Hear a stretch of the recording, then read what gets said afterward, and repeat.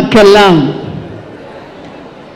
தந்தை என்றாலே பெரியார் தான், அண்ணா என்றாலே பேரறிஞர் தான், தலைவர் என்றாலே தலைவர் கலைஞர் தான்.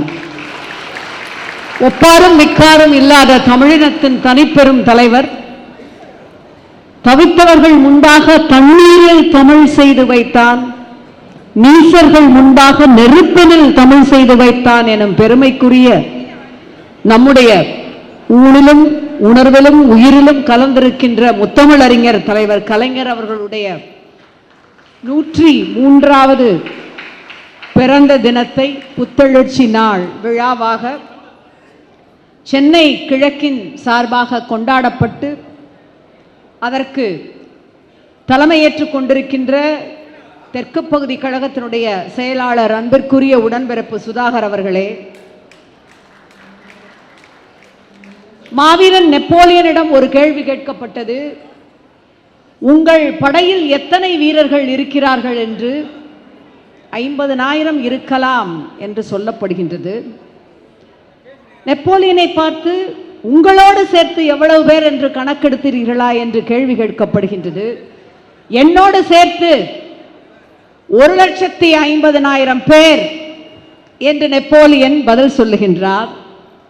ஒரு ஆள் 1 கோடி திராவிட முன்னேற்ற கழக உறுப்பினர்களுக்கு தொண்டர்களுக்கு சமானம் எனும் வண்ணம் பணியாற்றுகின்ற நம்முடைய அன்பிற்குரிய மாவட்ட செயலாளர், கழகத்தை இந்த பகுதியிலே பெரும் தூணென வளர்ப்பதிலே பெரும்பங்கு வகிப்பவர் நம்முடைய கழக தலைவர் அவர்களுக்கு என்றும் அரண் மிகுந்த விசுவாசத்தோடு உழைப்பவர்.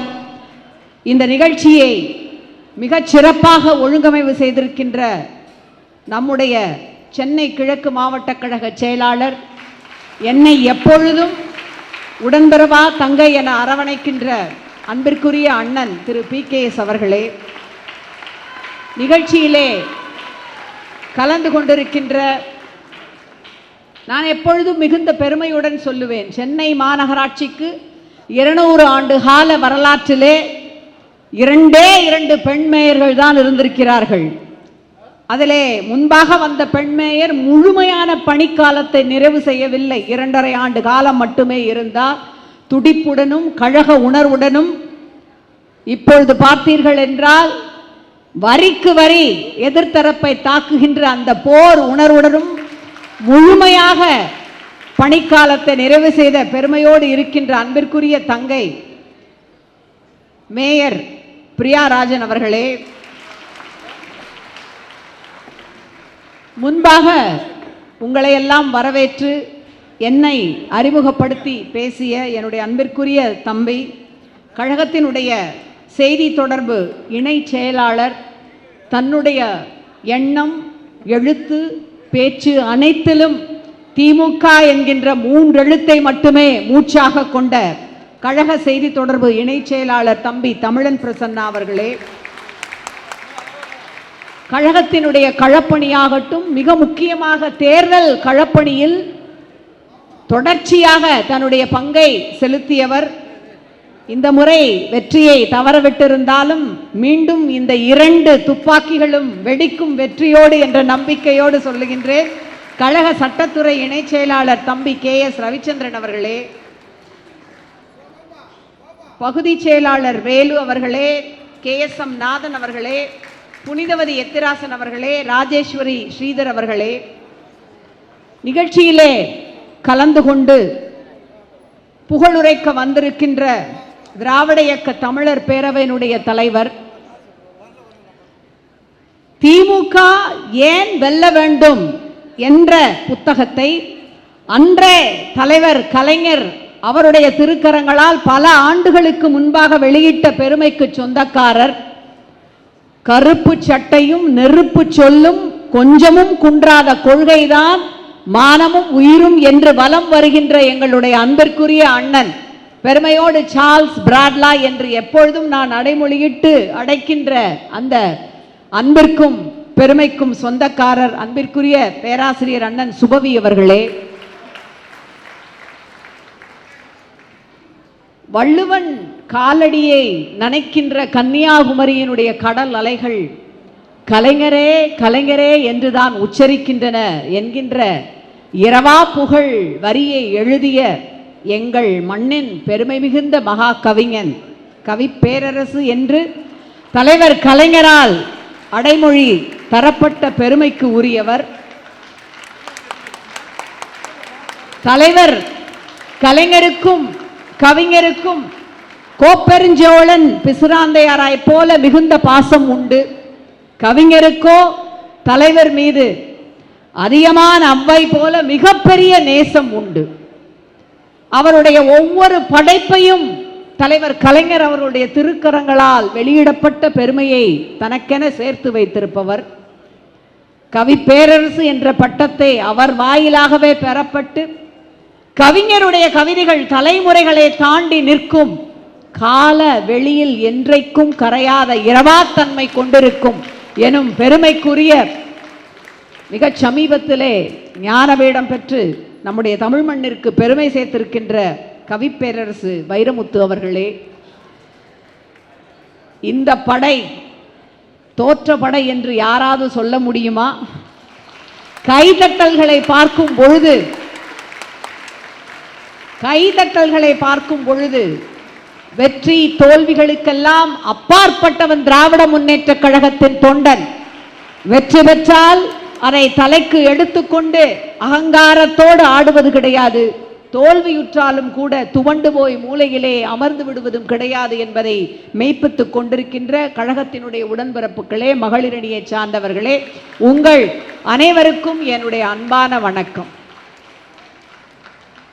இன்றைக்கு தமிழ் இனத்திற்காகவும் தமிழ் மொழிக்காகவும் தமிழ் நாட்டிற்காகவும் தன் ஒவ்வொரு நாளையும் தமிழ் நாட்டை, தமிழ் மொழியை, தமிழருக்கான உரிமைகளை காக்கின்ற அரணென கட்டி எழுப்பிய தன் வாழ்க்கையே நமக்கெல்லாம் மிகப்பெரிய பாடம் என்று நமக்கு கலங்கரை விளக்கமாக நின்று வழிநடத்துகின்ற முத்தமிழ் அறிஞருடைய பிறந்த நாளை கொண்டாடி கொண்டிருக்கின்றோம். பூமியிலே பிறந்த நம் அனைவருக்கும் பிறந்த நாட்கள் வருவதுண்டு.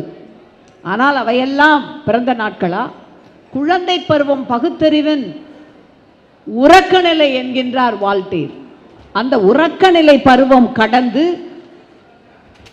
வெளியே இருக்கின்ற கலை, அறிவு, பகுத்தறிவு, பல திறன்களை பெற்று வெளியே உற்று நோக்கி தன் உள்ளேயும் சற்று நோக்கி தனக்கும் தான் சார்ந்த சமூகத்திற்கும் சரி எது தவறெது என்று ஆய்ந்து அல்லன நல்லன பற்றி தெளிவுட்டு ஒரு மிகப்பெரிய மானுடத்தை வழிநடத்துகின்றவனாக மேம்பட்டிருக்கின்ற நம்முடைய தலைவர் கலைஞர் அவர்களை போன்றவர்கள் பிறந்த நாட்கள் தான் உண்மையிலே பிறந்த நாட்கள், பூமிக்கு என்று பெருமை சேர்க்கின்ற நாட்கள்.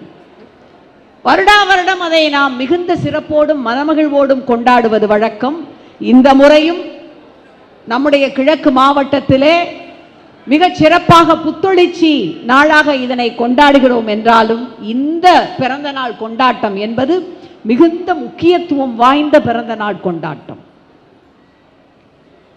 நாம் அனைவரும் கொஞ்சமும் எதிர்பாராத ஒரு மிகப்பெரிய தோல்வியை சந்தித்திருக்கின்ற தருணத்தில் நம்மை வழிநடத்தி கொண்டிருக்கின்ற தலைவனுடைய பிறந்த நாள் செய்தியாக அவர் நமக்கு என்ன செய்திகளை விட்டு சென்றிருக்கின்றார், அவர் தம் வரலாற்று சுவடுகளை இந்த தலைமுறை அறிந்து கொண்டு தொண்டர்கள் அதன் மூலமாக மீண்டும் புத்தொழிச்சியோடு வீறுநடை போட வேண்டும் என்பதற்காக நாம் கூடியிருக்கின்ற பிறந்த நாள் விழா இந்த விழா.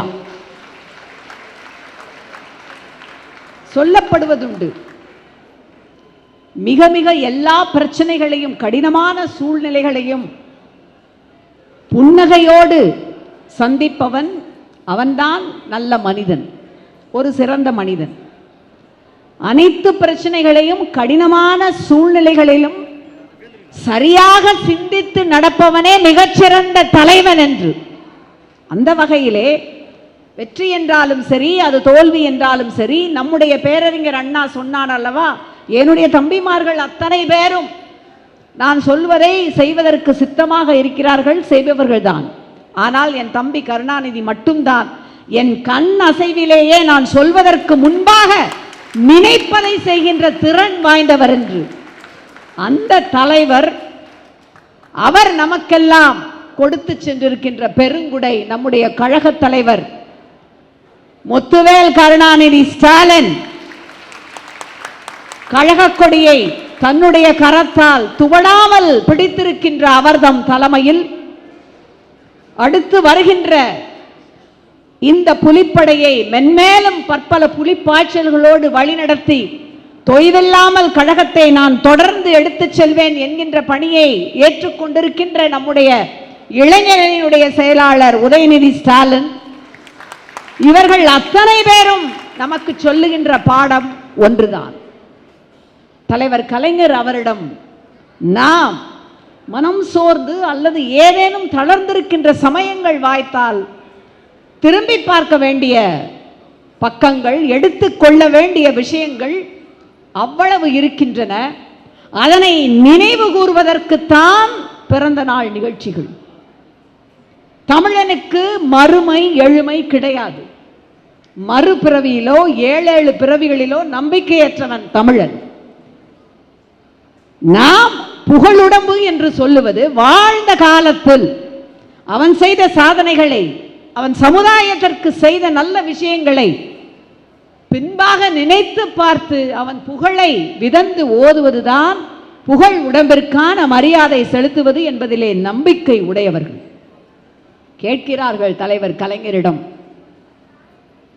ஒருமுறை, எத்தனை தோல்விகளை நீங்கள் சந்தித்தாலும் தேர்தல் களங்களிலே மறுபடியும் எப்படி இந்த புத்தெழுச்சியோடு புத்துணர்வோடு இருக்கிறீர்கள் என்று கொஞ்சமும் சளைக்காமல் பதில் சொல்லுகின்றார். மகாபாரதத்திலே அர்ச்சுனனிடம் அவருடைய பவருக்கு காரணம் வில் பவர் தான் என்று சொல்லப்படுவதுண்டு. என்னுடைய எல்லா வெற்றிகளுக்கும் காரணம் என்னுடைய வில் பவர் தான் என்று பதில் சொல்லுகின்றார். கொஞ்சமும் தளராமல் துவளாமல் அந்தந்த கணத்திற்கு ஏற்ற பதிலை சொல்லுவதாகட்டும், கோபாலபுரம் என்றாலும் கோட்டை என்றாலும் சமமாக கருதுபவன் இந்த கலைஞர். த்ரோன் என்றாலும் தான் என்றாலும் இரண்டையும் ஒன்றாக பாவிப்பவன் இந்த கலைஞர் என்கின்ற பாடத்தை நமக்கு அவர் விட்டு சென்றிருக்கின்றார். எத்தனை எத்தனை சிறப்புகள்! 70,000 கிலோமீட்டருக்கும் அதிகமான பயணங்கள், 80,000 மணி நேரத்திற்கு அதிகமான பேச்சுக்கள், 1000க்கும் மேற்பட்ட உடன்பிறப்பு கடிதங்கள், 1000க்கும் மேற்பட்ட எழுத்தோவியங்கள், 500 நாட்களுக்கும் அதிகமான சிறைவாசம், 75 திரைப்படங்கள், 93 ஆண்டு வாழ்க்கை அனுபவம், 75 ஆண்டு பொது வாழ்க்கை, 72 ஆண்டு பத்திரிகையாளர், 68 ஆண்டு கலைத்துறை பங்களிப்பு, 65 ஆண்டு கால வரலாற்றில் தொடர்ச்சியான தேர்தல் வெற்றி, 60 ஆண்டு சட்டசபை பணிகள், 18 ஆண்டு தமிழக முதல்வர். இந்த சாதனையை முறியடிக்க இந்தியாவில் மட்டுமல்ல உலகத்திலேயே யாரும் பிறந்திருக்கிறார்களா என்றால் இல்லை என்றுதான் சொல்ல வேண்டும். மகாத்மா காந்தி குறித்து ஐன்ஸ்டீன் அவர் மறைந்த பிறகு ஒரு செய்தியை சொன்னார். இனி வருகின்ற தலைமுறையினர் நம்புவதற்கு அஞ்சுவார்கள், சந்தேகப்படுவார்கள். இப்படி ஒரு மனிதன் ரத்தமும் சதையுமாக இந்த பூமியிலே நடந்திருக்கிறானா என்று நம்புவதற்கு சந்தேகப்படுவார்கள் என்று சொன்னார். இப்படி ஒரு மனிதன், இத்தனை சாதனைகளை சந்தித்திருக்கின்ற மனிதன் இந்த பூமியிலே, அதிலும் தமிழ்நாட்டிலே கடைக்கோடி தஞ்சாவூர் மாவட்டத்திலே இருந்து வந்து தன்னுடைய எழுதுகோலை எடுத்து நிமிர்த்துகின்ற ஒவ்வொரு கணத்திலும் ஒவ்வொரு கையெழுத்திலும் தமிழ்நாட்டின் தலைவிதியை நிமிர்த்திய ஒரு தலைவன் பிறந்திருப்பாரா என்றால் இந்த தலைமுறை நம்புவதற்கு தயங்கும் தான். தலைமுறையினுடைய ஜென்சி என்று சொல்லப்படுகின்ற அந்த தலைமுறை தெரிந்து கொள்ள வேண்டும் என்பதற்குத்தான் இதனை அழித்து சொல்லுகின்றேன்.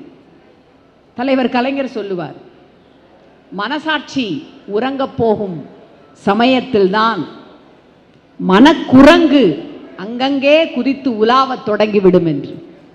மனசாட்சி உள்ளவர்கள் அத்தனை பேரும் இந்த தேர்தலிலே திமுகவிற்கு வாக்களித்திருக்கிறார்கள். இரண்டாவது வாசகத்தை நான் விரித்து சொல்ல விரும்பவில்லை. மனசாட்சி இருக்கின்ற சமூகம் மறுபடியும் நம்முடைய தலைவர் முத்துவேல் கருணாநிதி ஸ்டாலின் 5 வருடங்களில் ஆற்றிய பணியை நினைவு கொள்ளும், வெற்றிக்கணியை நிச்சயமாக நம்முடைய கைகளிலே தரும். அதற்கான அத்தனை உரத்தையும் அதற்கான அத்தனை திடத்தையும் இந்த 5 ஆண்டு கால திராவிட மாடல் ஆட்சிக்கான ஒவ்வொரு படிக்கட்டையும் கல்வெட்டாக செதுக்கி தந்திருக்கின்றார் தலைவர் கலைஞர். எத்தனை எத்தனை பரிமாணங்கள், எத்தனை எத்தனை அலகுகள் அவருடைய ஆளுமையில் திரைக்கதாசிரியர், நாடகாசிரியர், நடிகர், எழுத்தாளர், இப்படி சொல்லிக்கொண்டே போகலாம். அத்தனைக்கும் அடிப்படையாக அவர் உறுதியாக தக்க வைத்திருந்தது போராளி. இன்றைக்கு நாம் அவரிடத்திலே கண்டு உத்வேகம் கொள்ள வேண்டிய ஒரு குணாம்சம் அவருடைய போராட்ட குணம்தான். மாவீரர் லெனினை சந்திப்பதற்காக ஒரு புகழ்பெற்ற ரஷ்ய எழுத்தாளர் செல்லுகின்றார். கொஞ்சம் அவரை காத்திருக்க சொல்லும்படி கட்டளை வருகின்றது. அவரும் காத்திருக்கின்றார். சிறிது நேரம் கழித்த பின்பு அந்த உலக புகழ்பெற்ற எழுத்தாளரை சந்திப்பதற்கு நேரம் கேட்டு காத்திருப்பவர்கள் பலர். அவர் காத்திருக்கின்றார். லெனின் வந்து அவரிடத்திலே சிறிது நேரம் கழித்த பின் வந்து அமர்ந்து சொல்லுகின்றார், மன்னிக்கவும், நான் மனம் சோர்ந்திருந்த என்னுடைய கட்சி தொண்டன் ஒருவருக்கு அவரை உற்சாகப்படுத்தி கடிதம் எழுதி கொண்டிருந்தேன். ஆகவே அதை முடித்துவிட்டுத்தான் உங்களை பார்க்க வந்தேன் என்று சொன்னார். காத்திருந்த எழுத்தாளர் மேக்சிம் கார்கி. உலக புகழ்பெற்ற எழுத்தாளரை விட ஒரு தொண்டன் முக்கியம் என்று நினைத்த லெனினை போலத்தான் நம்முடைய தலைவர் கலைஞரும் முத்துவேல் கருணாநிதி ஸ்டாலினும் இன்றைக்கும் உயிர்த்திருப்பது, என்றைக்கும் நீடித்திருப்பது உங்களை போன்ற நம்முடைய திராவிட முன்னேற்ற கழக தொண்டர்களுடைய அந்த திடத்தினால்தான். அதுதான் நமக்கெல்லாம் ஒரு உரம். அந்த உரம் என்பது நம்முடைய போராட்ட குணத்திலே வருவது. தலைவர் கலைஞர் எந்த வயதிலே எப்பொழுது ஒரு போராளியாக மாறினார்? 1936 முதல் போராட்டம். என்ன போராட்டம்? அவருடைய 6வது வகுப்பிலே, அவர் படித்த அந்த பள்ளியிலே 6வது வகுப்பில் உங்களை சேர்த்துக் கொள்ள மாட்டோம், உனக்கு அங்கே இடம் கிடையாது என்கிறார்கள். என்னை 6வது வகுப்பிலே சேர்த்துக் கொள்ளாவிட்டால் எதிரே இருக்கின்ற தெப்பக்குளத்திலே இப்பொழுதே நான் குதித்து உயிரை விடுவேன் என்று அதற்கு முயற்சி செய்கின்றார். பயந்து போன பள்ளி நிர்வாகம் உடனே அவரை சேர்த்துக் கொள்ளுகிறது. அதுதான் அவர் கல்விக்கு என்று ஆரம்பித்த முதல் போராட்டம். 1953 தமிழ்நாடு மறக்க முடியாத மூதறிஞர் ராஜாஜி அவர்கள் குலக்கல்வி திட்டத்தை கொண்டு வந்த ஆண்டு. கடும் நிதி பற்றாக்குறையை காரணம் காட்டி பள்ளியிலே பாதி நேரம் பள்ளி கல்வியை படியுங்கள், மீதி நேரம் குலக்கல்விக்கு வாருங்கள் என்று ராஜாஜி அறிவிக்கின்றார். பெரியார் முதல் எதிர்ப்புக்குரலை எழுப்புகின்றார். அண்ணா போராட்டம் அறிவிக்கின்றார். நம்முடைய முத்தமிழறிஞர் தலைவர் கலைஞர் 1953 அல்லவா அந்த ஆண்டு, அந்த 53வது ஆண்டை குறிக்கும் வகையில் 53 கூட்டங்கள் அந்த குலக்கல்வி திட்டத்தை எதிர்த்து நடத்துகின்றார். வீழ்கின்றது ராஜாஜி அவர்களுடைய ஆட்சி. கர்ம வீரர் ஐயா காமராஜர் அவர்கள் முதல்வராகின்றார். கள்ளக்குடி போராட்டத்தை குறித்து உங்களுக்கு நான் சொல்லுவதில்லை. வெறும் 25 பேரோடு செல்லுகின்றார். நிர்வாகம் நினைக்கின்றது கள்ளக்குடி என்கின்ற பெயரை அழித்துவிட்டு திரும்பி விடுவார்கள் என்று. யாரும் எதிர்பாராத வண்ணம் உடனடியாக தண்டவாளத்திலே தலை வைத்து படுத்து மிகப்பெரிய போராட்டமாக அதனை மாற்றுகின்றார். அதே போலதான் நம்முடைய மேனாள் பிரதமர் மரியாதைக்குரிய ஐயா நேரு அவர்களுக்கு எதிரான அந்த போராட்டம். இப்படி அவருடைய வாழ்க்கையே ஒரு போராட்டம். நீங்கள் யார் என்ற கேள்விக்கு நான் ஒரு மானமிகு சுயமரியாதைக்காரன் என்று சொன்ன போராளி. உங்கள் கட்சியினுடைய கொள்கை என்ன?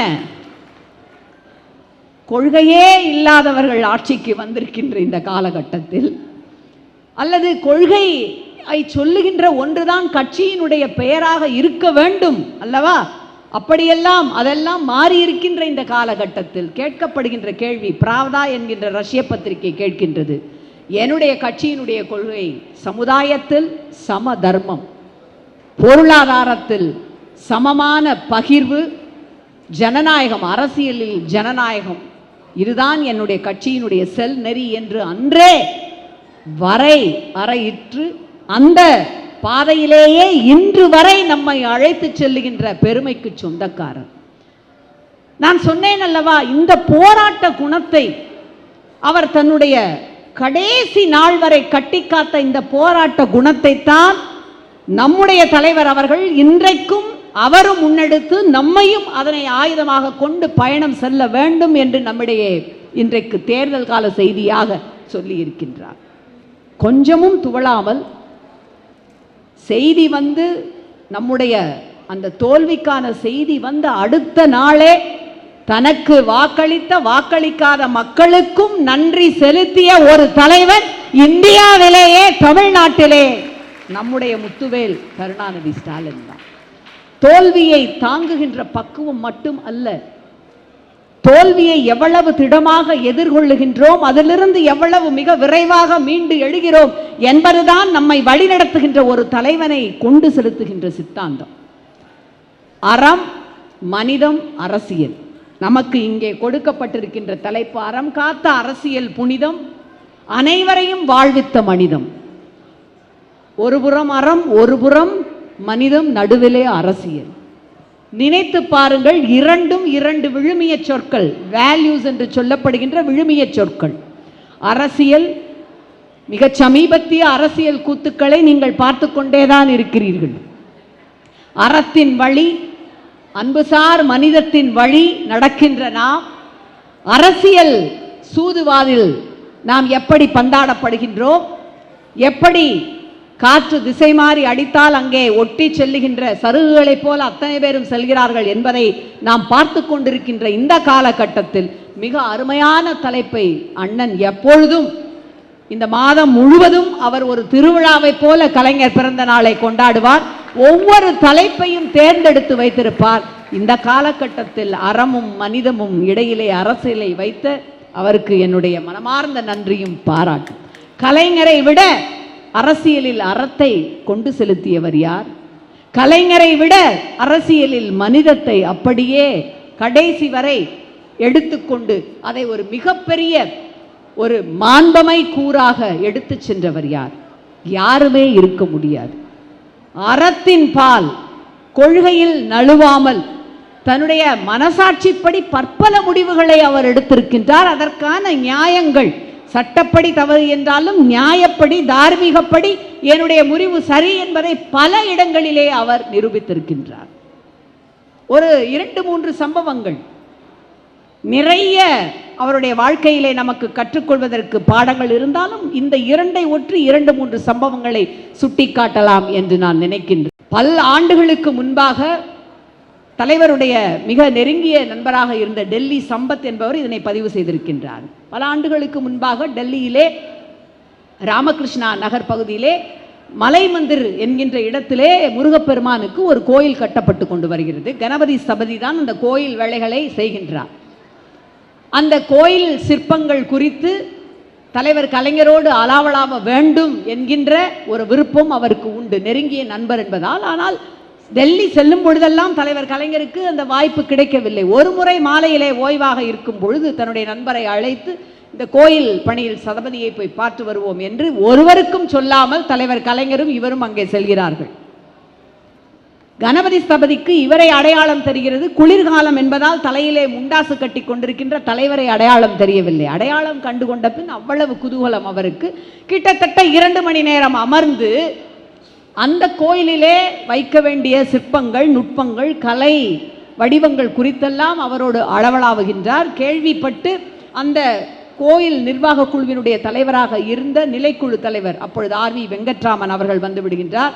இணை தலைவராக இருந்த விவசாயத்துறையினுடைய செயலாளர் பாலகிருஷ்ணன் ஐஏஎஸ் வந்து விடுகிறார்கள். உறவாடுகிறார்கள் ஒருவர். அப்பொழுது பாலகிருஷ்ணன் ஐஏஎஸ் விவசாயத்துறையினுடைய செயலாளர் தலைவருடைய நண்பரிடம் சொல்லுகின்றார், உங்கள் தமிழ்நாட்டிற்கு ஒரு 3 கோடி ரூபாய் நிதியை விவசாயத்துறை ஒதுக்க இயலும், முறையான கடிதம் வந்தால் ஒரு கோரிக்கையை முன்வைத்து என்று சொல்லுகின்றார். செய்தி தலைவர் கலைஞருக்கு சொல்லப்படுகின்றது. உடனடியாக இரவே தமிழ்நாடு இல்லத்திற்கு வந்து இங்கு இருக்கின்ற அண்ணா ஜார்ஜ் அவர்களிடம் அதை தயாரிக்க செய்து கடிதம் விமானத்தின் வாயிலாக அனுப்பி வைக்கப்படுகின்றது. கையெழுத்து போட்டு 3 கோடிக்கான காசோலையும் வாங்கி விடுகின்றார். அதுவல்ல செய்தி.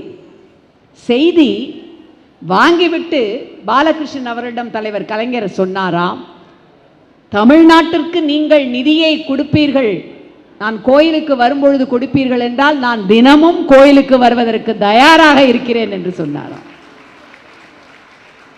கோயில்களுக்கு மிக குறிப்பாக அறநிலைத்துறையின் வாயிலாக நம் அண்ணன் ஆற்றிய பணியை மிஞ்சிவிட இனிமேல் யாரும் கிடையாது எனும் வண்ணம் எத்தனை குடமுழக்குகள், எத்தனை திருமணங்கள், வள்ளலாருக்கு என்று எத்தனை மாநாடுகளாகட்டும், எத்தனை விதமான அந்த ஒரு அறம் வழுவாத வகையிலே அதே சமயத்தில் யாருடைய மனமும் புண்படாமல் கொள்கையிலும் உறுதியாக நின்று அதனை முன்னெடுத்து சென்றவர். இவருடைய தலைவர் கலைஞருடைய இந்த ஒரு வாழ்க்கை பதிவை பார்த்த பொழுது எனக்கு அண்ணன் தான் நினைவிற்கு வருகின்றார். மனிதத்தை எடுத்துக்கொண்டீர்கள் என்றால் அவர் மாற்றுக் கட்சியினருக்கு செய்திருக்கின்ற விஷயங்களை பட்டியலிட்டால் ஒரு மாதம் அளவிற்கு வரும். மன்னிப்போம் மறப்போம் என்கின்ற மகத்தான கொள்கைக்கு சொந்தக்காரர்.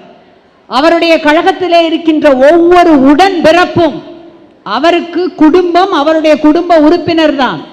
ஐயா சிற்றரசு அவர்கள் உடல் நலம், சிபி சிற்றரசு உடல்நலம் குன்றி சிட்னியிலே இருப்பதாக கேள்விப்படுகிறார். ஆஸ்திரேலியாவிலே அங்கு இங்கு எங்கு அவருடைய உறவினர்கள் அத்தனை பேரும் அலைந்து தொடர்பு கொள்ள முடியவில்லை.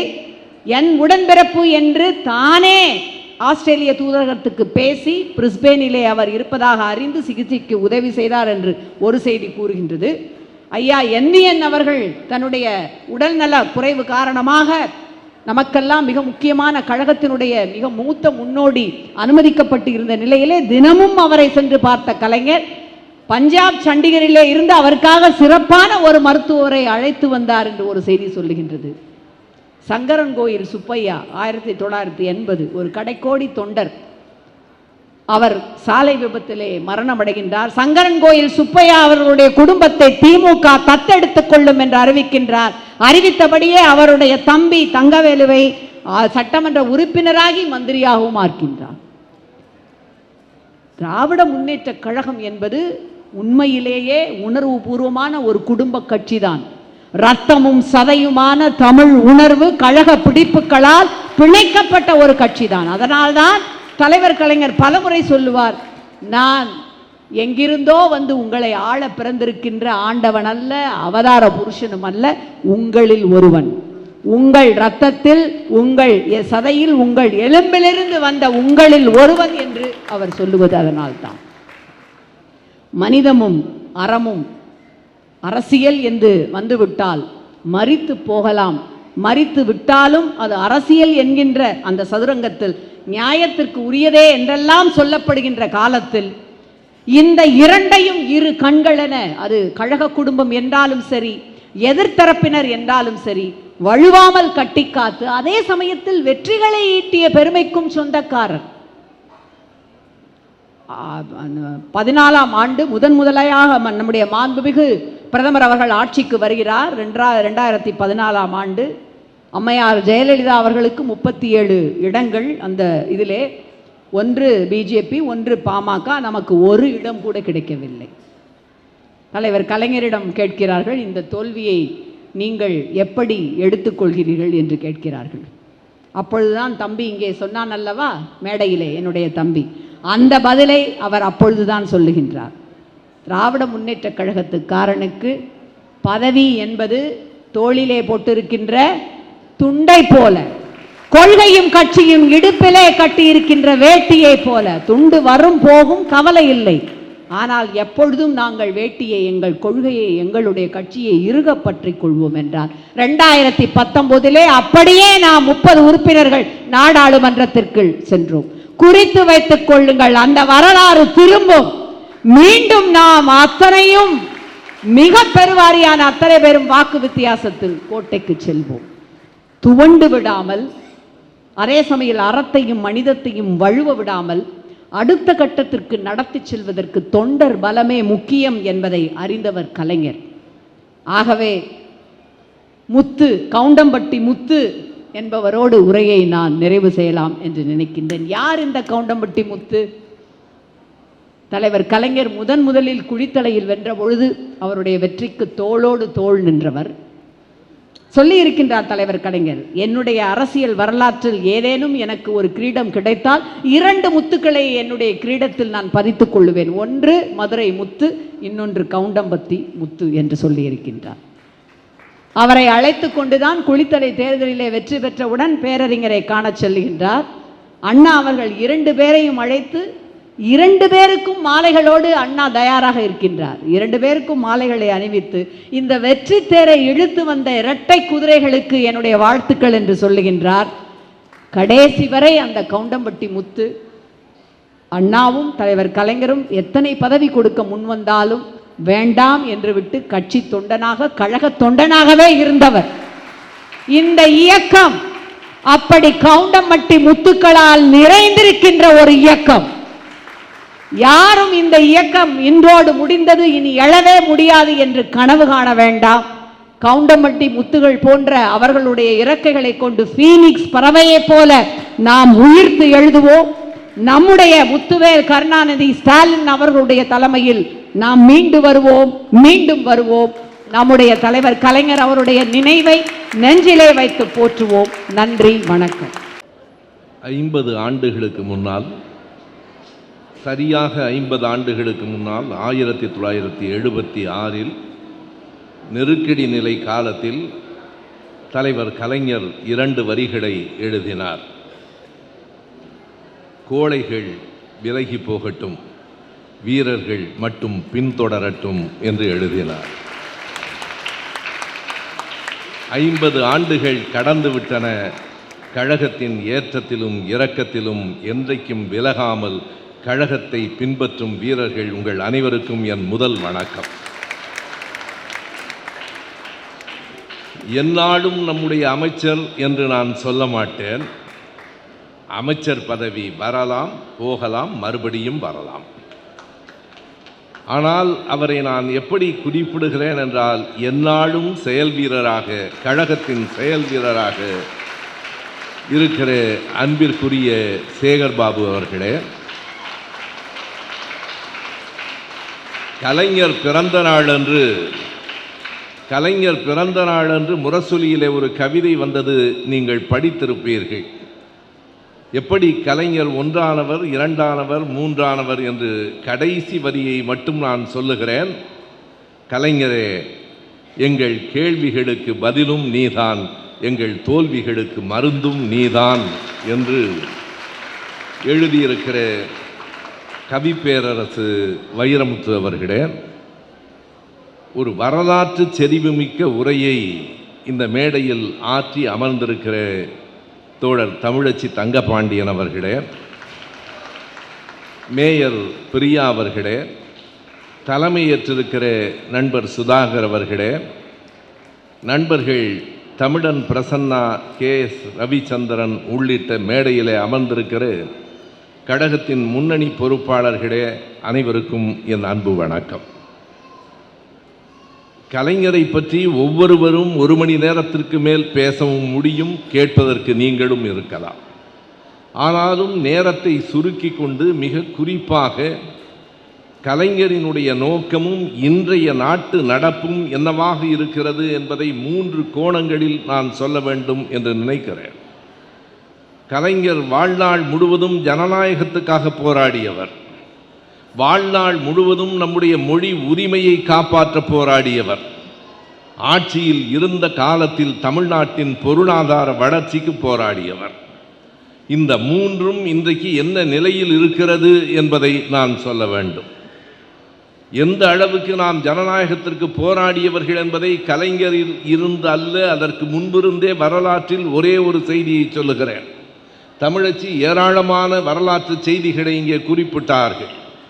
ஒன்றை நான் சொல்லுகிறேன்.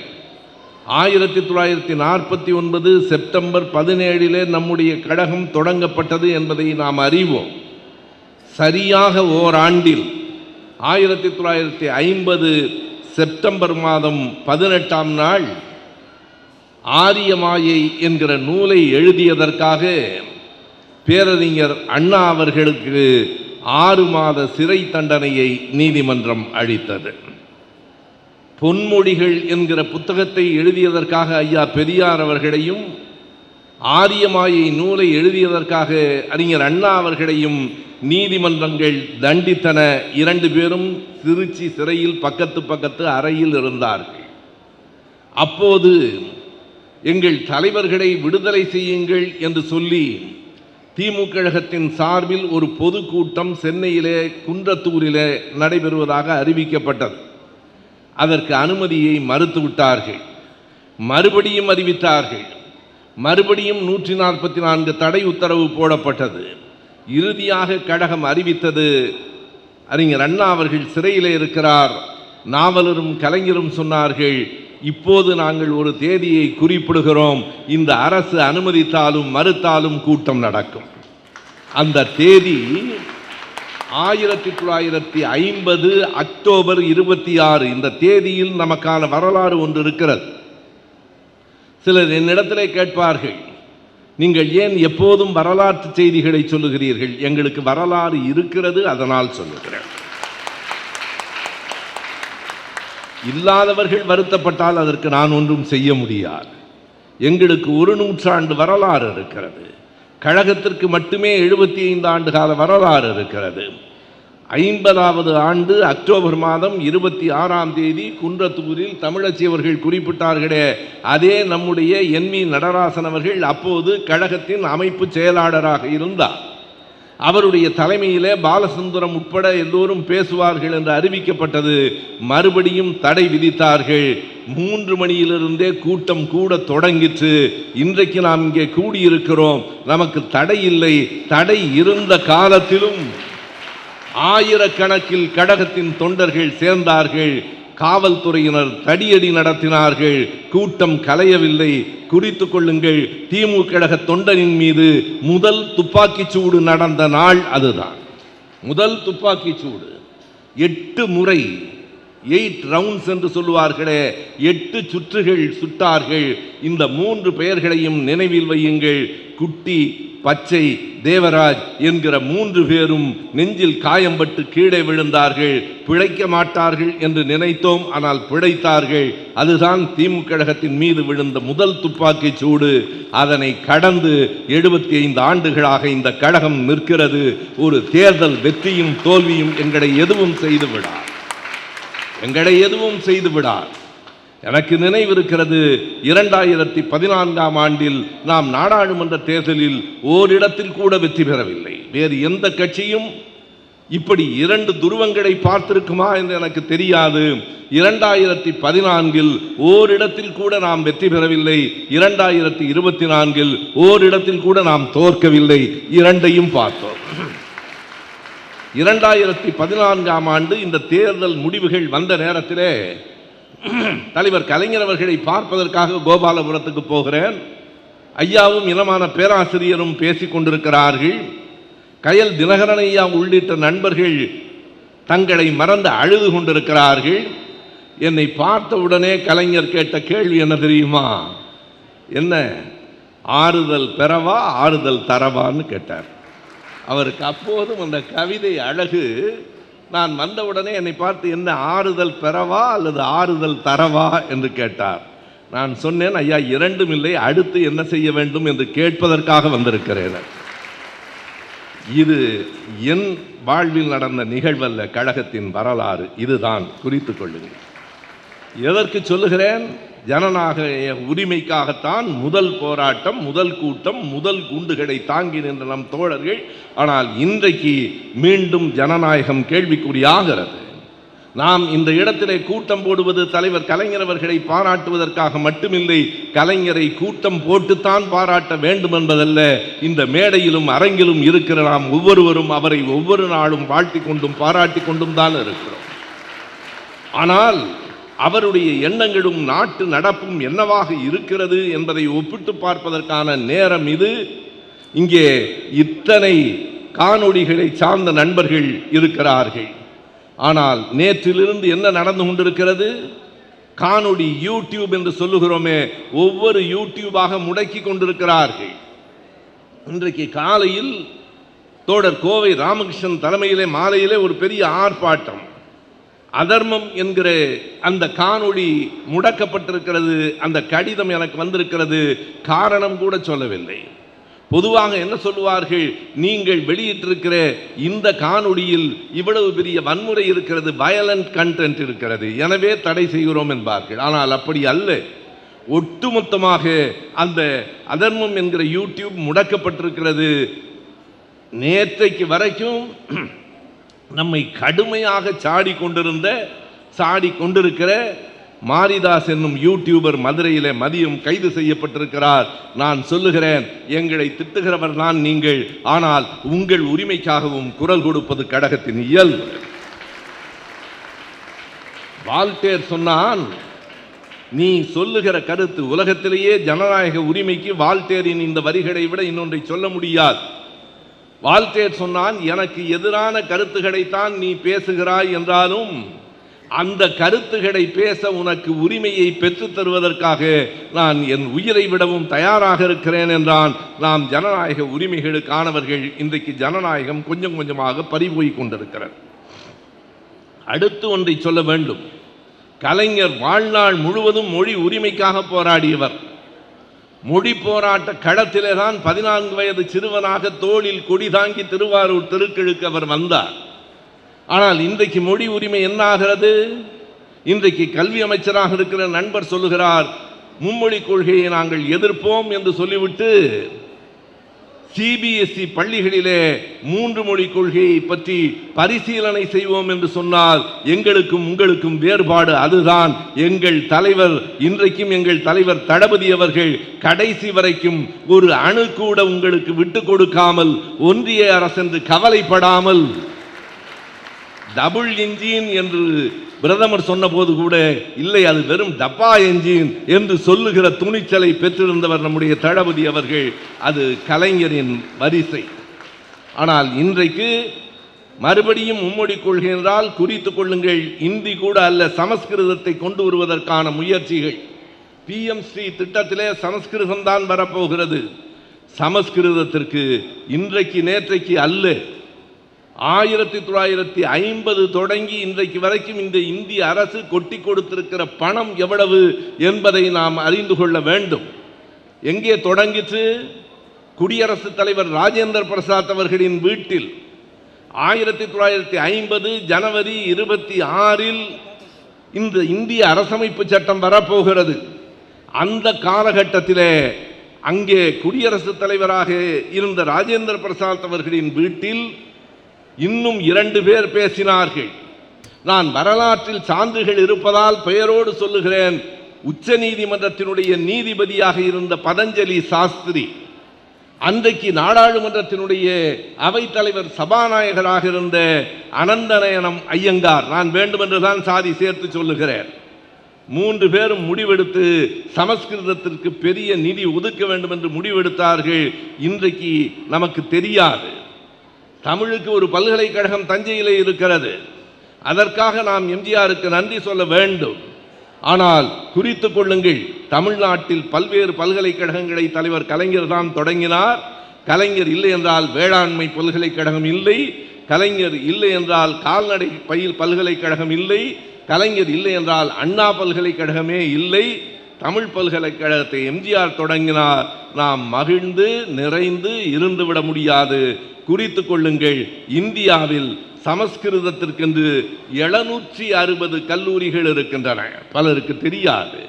சமஸ்கிருதம் இந்தியாவில் இல்லை, ஆனால் சமஸ்கிருதத்திற்கு 760 கல்லூரிகள் இருக்கின்றன, 18 பல்கலைக்கழகங்கள் இருக்கின்றன, 26 சமஸ்கிருத மகா வித்தியாலயங்கள் இருக்கின்றன. இதை விடுங்கள். இந்திய அரசு கடந்த 10 ஆண்டுகளில் மோடி அவர்கள் பிரதமராக வந்ததற்கு பிறகு கடந்த 10 ஆண்டுகளில் சமஸ்கிருதத்திற்கு, இந்திக்கு, தமிழுக்கு, பிற மொழிகளுக்கு எவ்வளவு தொகை ஒதுக்கி இருக்கிறது என்கிற புள்ளி விவரத்தை நான் சொல்லுவதை நம்ப வேண்டாம். உங்கள் கைபேசியை கேளுங்கள், சொல்லும். கடந்த 10 ஆண்டுகளில் இந்தியாவில் சமஸ்கிருதத்திற்கு மட்டும் ஒதுக்கப்பட்டிருக்கிற தொகை 2532 கோடி ரூபாய். 2532 கோடி ரூபாய் 10 ஆண்டுகளில். தமிழுக்கு எவ்வளவு தெரியுமா? வெறும் 113 கோடி ரூபாய் 10 ஆண்டுகளில். இன்னொரு வித்தியாசம் என்ன தெரியுமா? சமஸ்கிருதம் பேசுகிறவர்களின் எண்ணிக்கை தமிழை தாய்மொழியாக கொண்டவர்களின் எண்ணிக்கையை ஒப்பிட்டு பாருங்கள். தமிழை தாய்மொழியாக கொண்டவர்களின் எண்ணிக்கை 8 கோடி. சமஸ்கிருதம் எத்தனை பேருக்கு தாய்மொழி?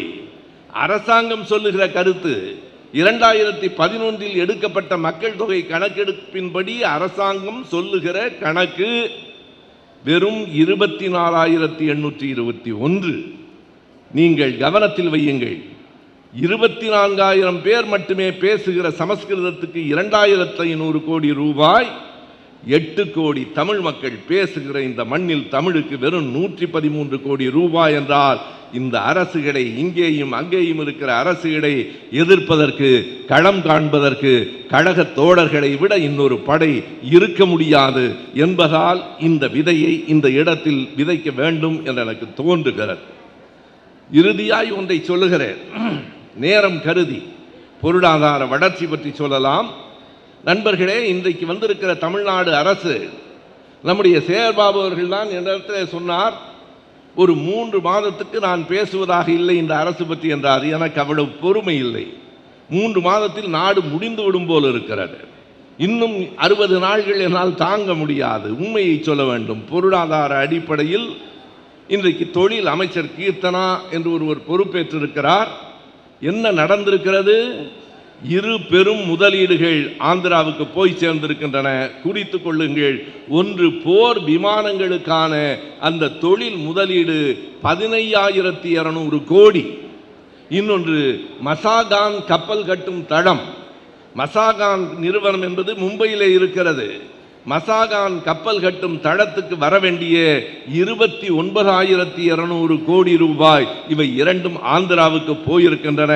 எங்கள் தலைவர் கலைஞர் இருந்திருந்தால், எங்கள் தளபதி முதலமைச்சராக இருந்திருந்தால், ஒரு நாளும் இந்த முதலீடு தமிழ்நாட்டின் எல்லையை தாண்டி இருக்கார். யாரையும் குறை சொல்வதற்காக இல்லை, உண்மையை சொல்ல வேண்டும். ஒன்றே ஒன்றை மட்டும் குறையாக, கோபமாக, ஆழ்ந்த வேதனையோடு இந்த அரங்கில் நான் பதிவு செய்ய விரும்புகிறேன். அதுவே என் உரையின் கடைசி பகுதி. அந்த செய்தியை எப்படி சொல்லுவது என்று எனக்கு தயக்கமாக இருக்கிறது. ஆனால் எல்லோருடைய சமூக வலைத்தளங்களிலும் அது வந்திருக்கிறது, நீங்கள் பார்த்திருப்பீர்கள். இப்போதும் அது சுற்றி கொண்டிருக்கிறது. எனவே எனக்கு சொல்லியாக வேண்டும் என்று தோன்றுகிறது. முதலமைச்சரின் கவனத்திற்கு என்றே நான் சொல்லுகிறேன். கலைஞரின் பிறந்த நாளில் செயற்கை நுண்ணறிவு என்று சொல்லுகிற ஆர்டிஃபிஷியல் இன்டெலிஜென்ஸ் மூலமாக ஒரு படத்தை உருவாக்கி கலைஞரை இழிவுபடுத்துவதற்காக அதை பரப்பி இருக்கிறார்கள். இன்றைக்கு திமுக நண்பர்கள் சென்னை மாநகர ஆணையரிடத்திலே அந்த புகாரை கொண்டு போய் கொடுத்திருக்கிறார்கள். என்ன படம்? எனக்கு படத்தை பார்க்கிற போது எனக்குள் எழுந்த கோபத்தை என்னால் கட்டுப்படுத்த முடியவில்லை. இன்றைக்கு இருக்கிற முதலமைச்சர் கருப்பு கோட்டோடு, காலில் பூட்டோடு நின்று கொண்டிருக்க நம்முடைய முத்தமிழறிஞர் தலைவர் கலைஞர் அவர்கள் சொல்லுவதற்கு எனக்கு கூச்சமாகவும் கோபமாகவும் இருக்கிறது. தெரிய வேண்டும் என்பதற்காக சொல்லுகிறேன். நம்முடைய முத்தமிழறிஞர் தலைவர் கலைஞர் அவர்கள் விஜய் அவர்களின் காலை தொட்டு கும்பிடுவதை போல ஒரு படத்தை போடுகிறீர்களே, கொஞ்சமாவது நாகரிகம் இருக்கிறதா உங்களுக்கு? இதற்கு யார் தெரியுமா இதற்கு புகார் கொடுக்க வேண்டும்? திமுக தோழர்கள் இல்லை.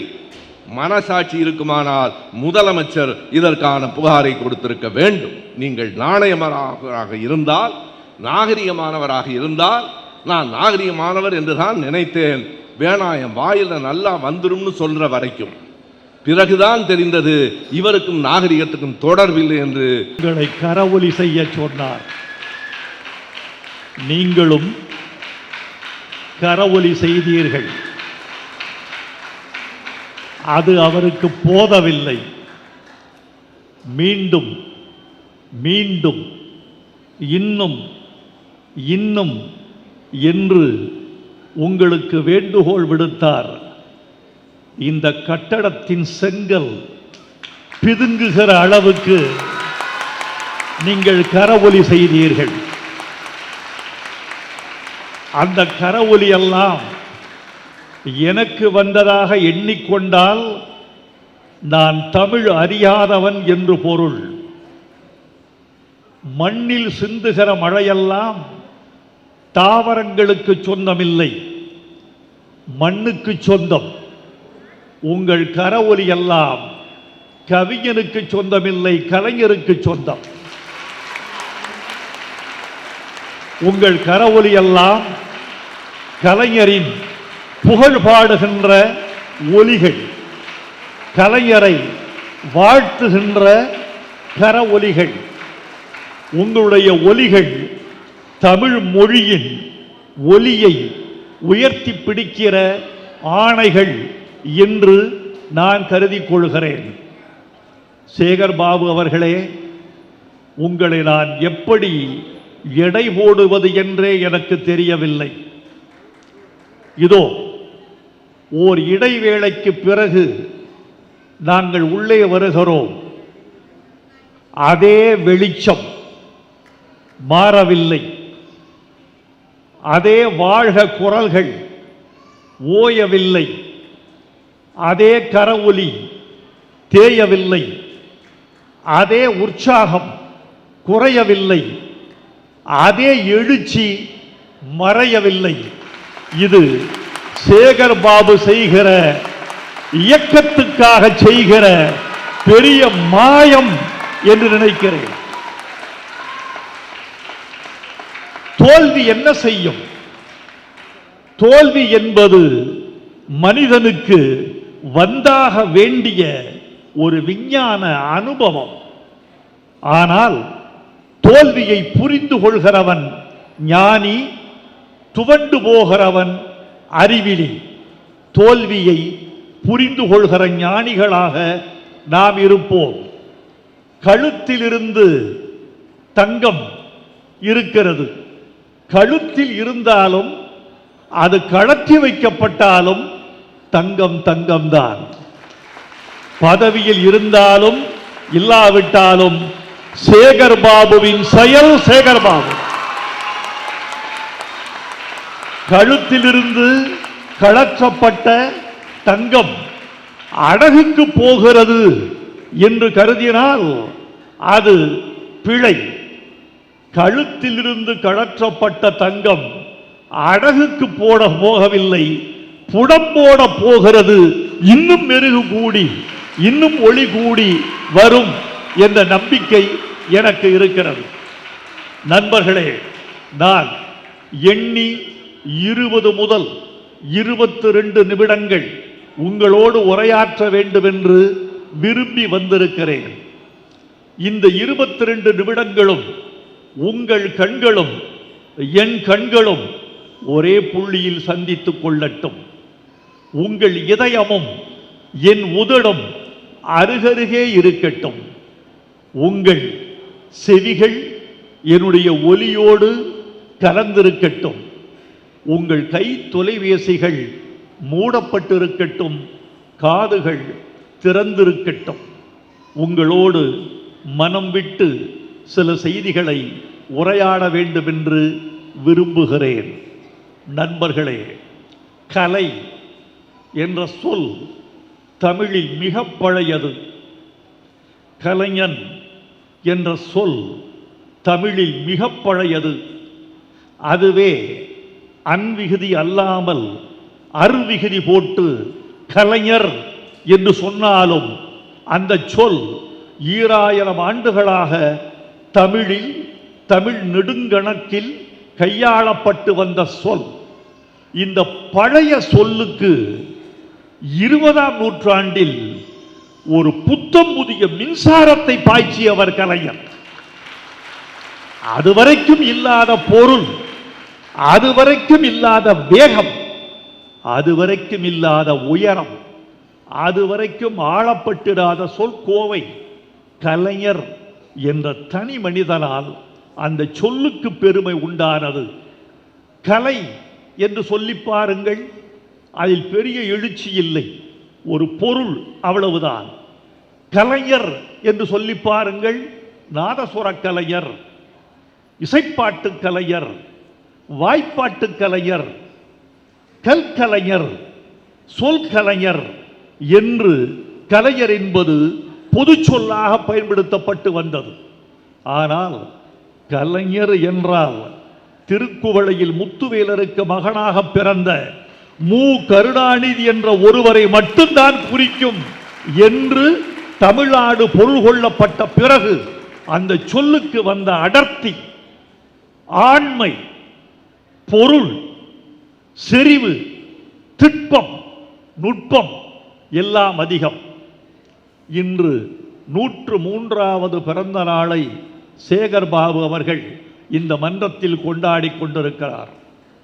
நீங்களெல்லாம் நினைத்துக் கொண்டிருக்கிறீர்கள் கலைஞருக்கு புகழ் சேர்க்க வந்திருக்கிறோம் என்று.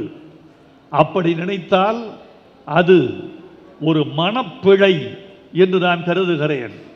கலைஞருக்கு புகழ் சேர்ப்பதற்காக இந்த விழா இங்கு நிகழவில்லை.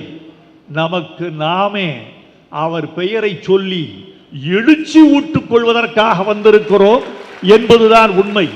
அவர் பெயர் ஒரு வெற்றி, அவர் பெயர் ஒரு சரித்திரம், அவர் பெயர் ஒரு ஆறுதல், அவர் பெயர் ஒரு வியூகம், அவர் பெயர் எதிர்காலத்திற்கான வழிகாட்டுதல் என்று கருதி கொண்டால் அவரை நீங்கள் புரிந்து கொள்வது இந்த நேரத்துக்கு பொருத்தமாக இருக்கும் என்று நினைக்கிறேன்.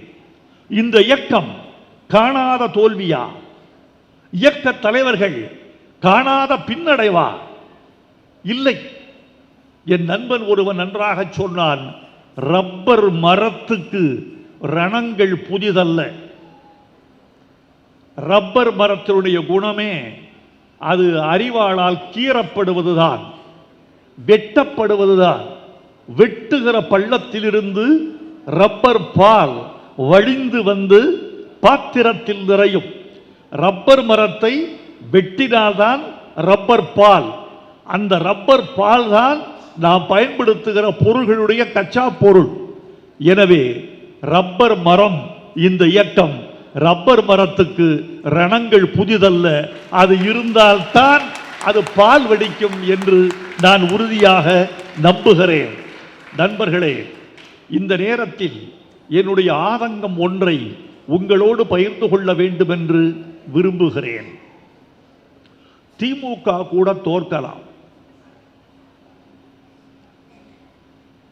முத்துவேல் கருணாநிதி ஸ்டாலின் தோற்றிருக்க கூடாது. நிலா தேயலாம், வானம் தேய்ந்து விடக்கூடாது. காற்றில் ஈரப்பதம் குறையலாம், கடலில் ஈரப்பதம் குறைந்திருக்க கூடாது. இதுதான் என்னுடைய ஆதங்கம். நன்மை செய்து தீமை வாங்கும் இதயம் கேட்பேன் என்று கண்ணதாசன் ஒரு பாடலில் எழுதியிருக்கிறார். அந்த இதயம் எதை கேட்கிறது? ஓர் இதயத்தை கேட்கிறது. அது எதை தாங்குகிற இதயம்? தீமையை தாங்குகிற இதயம். தீமை செய்து தீமை தாங்குகிற இதயத்தை கவிஞன் கேட்கவில்லை. நன்மை செய்து தீமை வாங்குகிற இதயத்தை கவிஞன் கேட்கிறான். நன்மை செய்தார், தமிழ்நாட்டுக்கு நன்மை செய்தார், தொண்டு செய்தார், இரவு பகலாக உழைத்தார். கொளத்தூர் தொகுதியை இது தமிழ்நாட்டின் ஒரு தொகுதியா, சிங்கப்பூரின் ஒரு பகுதியா என்று கேட்கும் அளவுக்கு மாற்றி வைத்தார். அவர் தோற்கடிக்கப்பட்டார் என்றால் தமிழச் சாதியின் நன்றி உணர்ச்சியின் மீது நமக்கெல்லாம் சந்தேகம் வருகிறது. நண்பர்களே, அந்த தோல்வி ஒரு தோல்வி அல்ல. மே 4 ஒரு நாள் மட்டும்தான் தளபதி ஸ்டாலின் தோற்றிருக்கிறார். அந்த தொகுதி மக்கள் 365 நாளும் தோற்கடிக்கப்பட்டு கொண்டிருக்கிறார்கள்.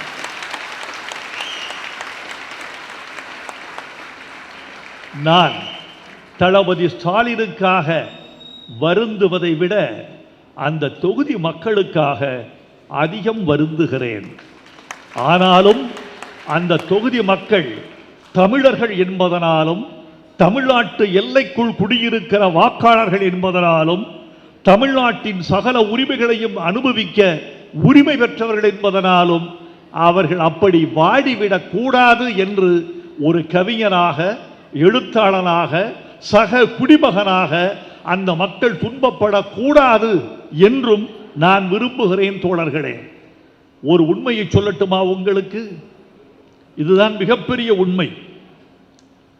நான் 50 ஆண்டுகளாக இந்த இயக்கத்தோடு உங்களுக்கு இருக்கிறேன். இந்த இயக்கத்தோடு இருப்பது எதற்காக என்று உங்களில் யாராவது நினைத்து பார்த்தீர்களா? நான் உள்ளே வருகிற போது எனக்கு கிடைத்த அன்புதான் நான் சம்பாதித்திருக்கிற மிகப்பெரிய தமிழ் சொத்து என்று நினைக்கிறேன். என் மீது உங்களுக்கு எவ்வளவு பெரிய ஆசை, எவ்வளவு பெரிய அன்பு, நம்பிக்கை. ஒன்றை சொல்ல வேண்டும் என்று ஆசைப்படுகிறேன். இந்த இயக்கத்தில் 50 ஆண்டுகளாக நான் உடன் இருக்கிறேன். வெற்றியிலும் தோல்வியிலும் பக்கத்தில் இருக்கிறேன். கழுத்துக்கு மாலை வந்தாலும் கழுத்துக்கு கத்தி வந்தாலும் அருகில் இருந்து நான் காக்க முயன்றிருக்கிறேன், அல்லது தோளுக்கு மாலையை நான் மதித்திருக்கிறேன். பதவிக்காகவா, பணத்துக்காகவா, மந்திரி பதவிக்காகவா, சட்டமன்ற உறுப்பினருக்காகவா, ஒரு நாடாளுமன்ற உறுப்பினருக்காகவா? இவையெல்லாம் எனக்கு சரியாக வராது என்று தெரிந்தவன் நான் மிகவும் மதிப்பது எனது சுதந்திரத்தை.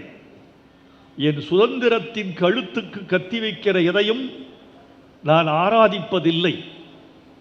தமிழ் எனக்கு கொடுத்த சுதந்திரத்தை மட்டும்தான் நான் பெருஞ்செல்வமாக கருதுகிறேன்.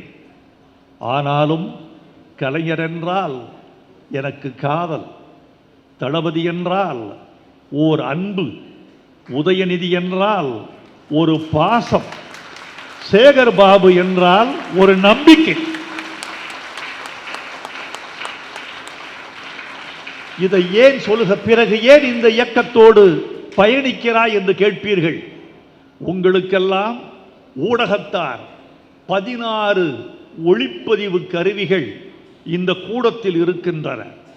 எனக்கு தெரியும், ஒவ்வொரு ஒளிப்பதிவு கருவிக்கும் பின்னால் 10,000 மக்கள் இருப்பார்கள் என்பதை நான் உணர முடிகிறது. 1,60,60,000 பேர் இந்த நிகழ்ச்சியை பார்ப்பதற்கு வாய்ப்பு இருக்கிறது.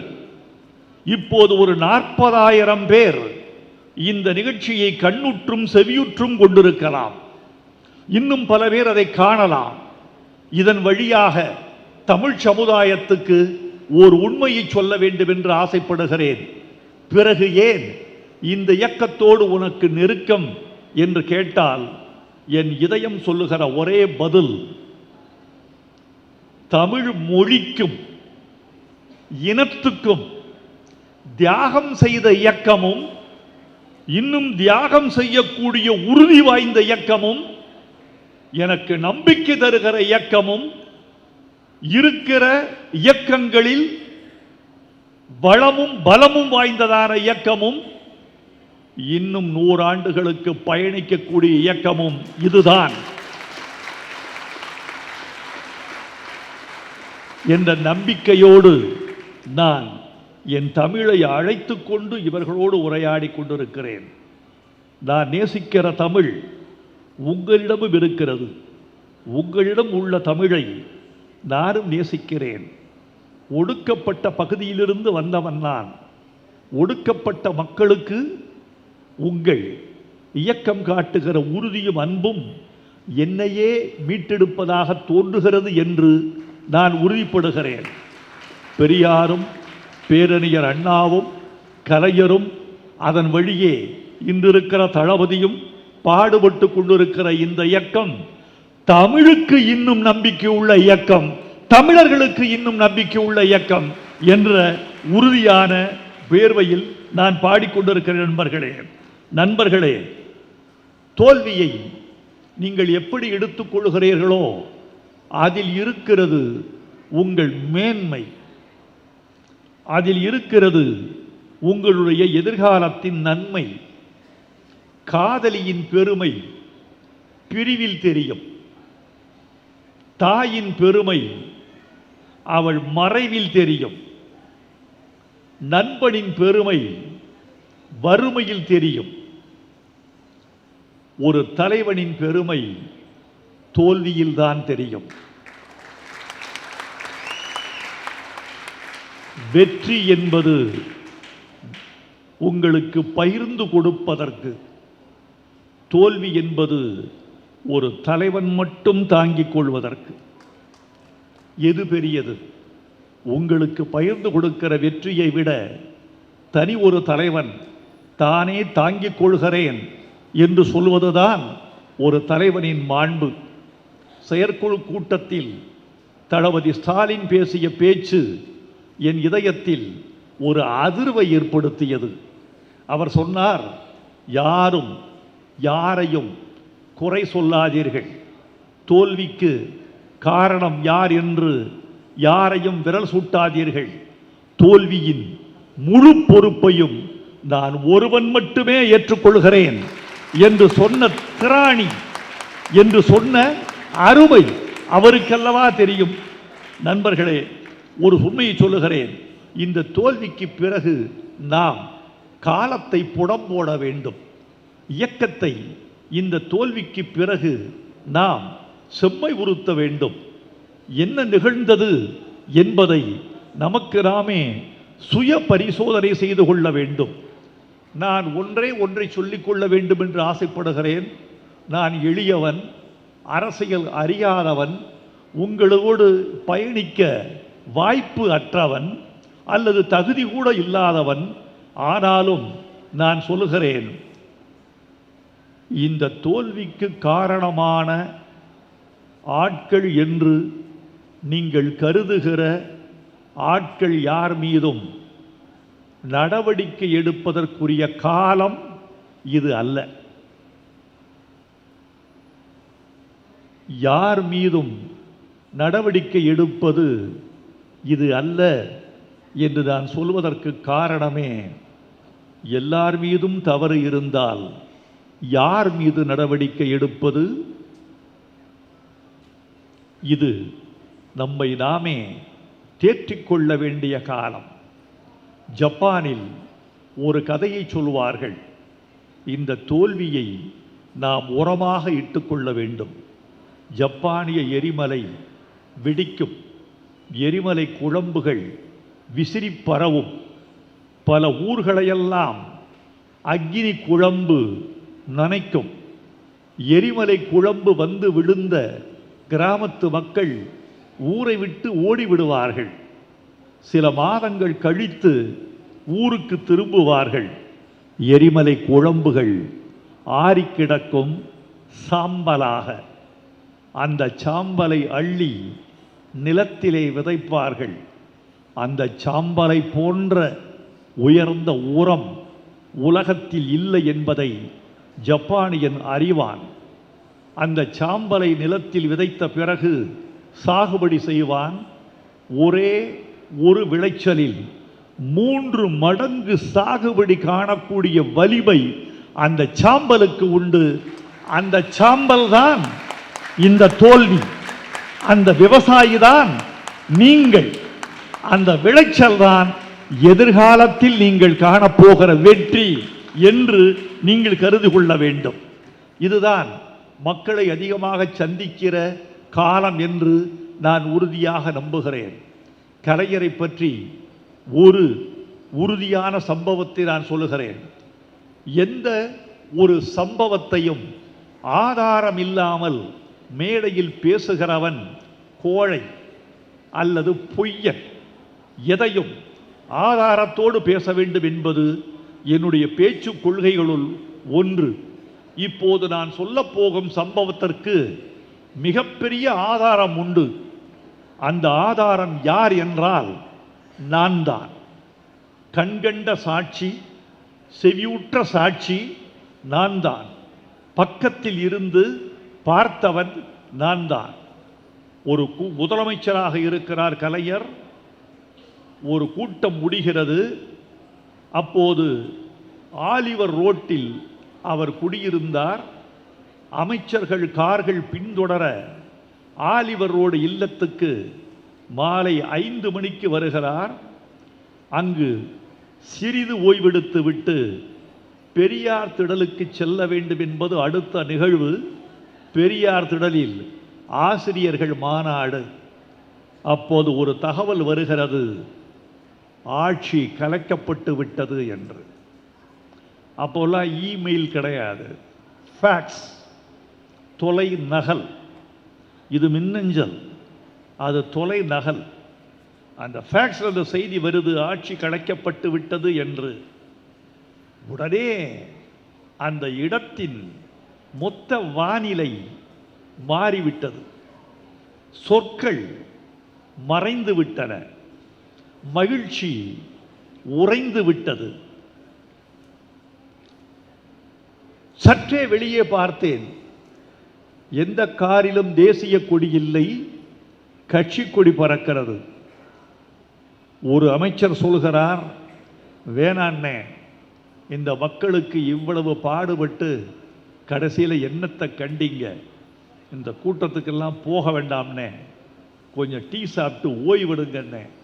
ஒரு அமைச்சர் சொல்லுகிறார், பெயர் தெரியும், ஆனால் இப்படி சொன்ன அமைச்சருக்கு புகழ் வராது என்பதனால் அவர் பெயரை நான் இதயத்தில் பத்திரப்படுத்தி வைத்துக் கொண்டிருக்கிறேன்.